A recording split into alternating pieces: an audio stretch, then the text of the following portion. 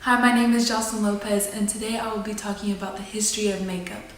After my speech, you will have a better understanding over makeup from different cultures, time periods, and how they mesh together into the products we know today. A recent study done by Groupon shows that the average American woman spends about $3,756 per year on cosmetic services and products. That's a whopping $313 per month and $72 per week. Makeup has not always been as prevalent as it is today. In fact, it has been subject to many changes that have shaped it into what it is today. As an ordinary person who enjoys taking the time to enhance their beauty through makeup, I can say that I have a strong fascination in what goes into my favorite products and the history of makeup as a whole. This fascination has led me to deeply research where makeup began and how it has become what it is today. With such research, I have become fairly knowledgeable over the topic. Today, I will be talking about the ingredients of makeup and how they have changed, the use of makeup throughout time, and the roller coaster ride that is the popularity of cosmetics. Now that you have a better understanding of what I will be talking about, let's start with what really goes into the bottles and pans of cosmetics. Since the beginning, when the Egyptians concocted the first ever eyeliner, the materials that went into makeup were often harmful to one's health and poisonous. Materials such as lead and copper were common elements in their cosmetics. By the 1800s, almost 12,000 years after the creation of makeup, people started realizing the connection between mysterious illness, death, and the use of makeup. At this time, chemistry was advancing, and newer, safer products using the components zinc and quartz were emerging. 100 years later, in the 1930s, according to Preservatives Information, which is an article on cosmeticsinfo.org, states that preservatives such as parabens have begun being used to improve the shelf time of cosmetics. Now in the 2010s, many brands are fulfilling the requests of numerous customers by providing products that are vegan. These are cosmetics that do not contain ingredients that are derived from animals. The chemical composition of makeup has come a long way, and so has the overall usage of makeup.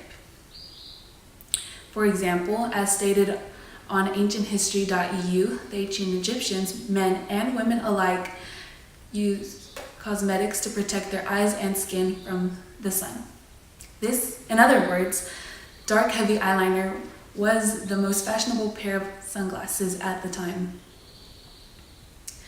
Some products were even used as dust and insect repellent.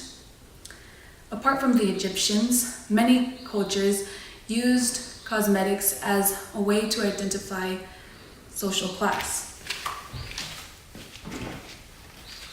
In countries such as ancient China, ancient Japan, and post-Renaissance France and Europe, cosmetics were only used by the most prestige, and in times of 500 AD, Europe, wearing cosmetics would have labeled one as a heathen or a saint worshiper.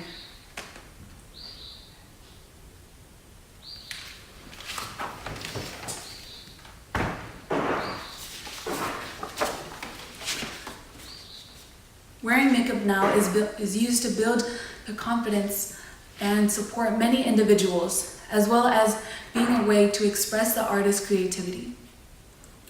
Wearing makeup has several benefits, but it has not always been the most agreeable subject. As with anything else, the prevalence and acceptance of makeup depends on the time period, culture, and beliefs of the people. The popularity of cosmetics has risen and fallen with the tides of the time, and has now currently grown tremendously into a multi-billion-dollar industry.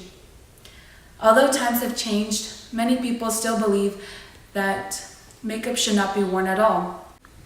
However, despite the past and some current beliefs, the makeup use is very common among American women. as shown by Statista.com.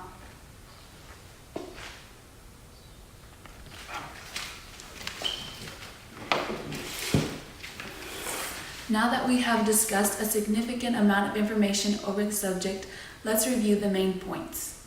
The ingredients of makeup have changed for the better.